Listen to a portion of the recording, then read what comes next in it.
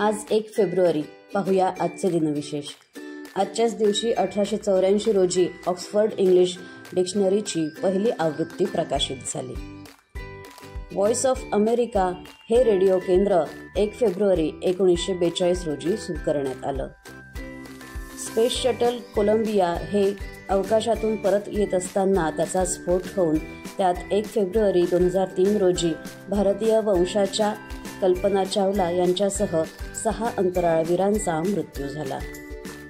American वनस्पतीतज्ञ, शिक्षणतज्ञ, संशोधक आणि शास्त्रज्ञ जॉर्ज वॉशिंग्टन कार्व्हर यांचा 1 फेब्रुवारी 1864 रोजी जन्म झाला.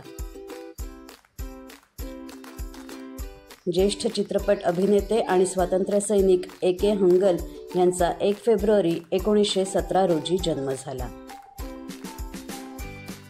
डॉक्टर रेड्डीज प्रयोगशाळेचे संस्थापक, पद्मश्री, पद्मविभूषण डॉक्टर कलाम अंजी रेड्डी यांचा 1 फेब्रुवारी 1939 रोजी जन्म झाला.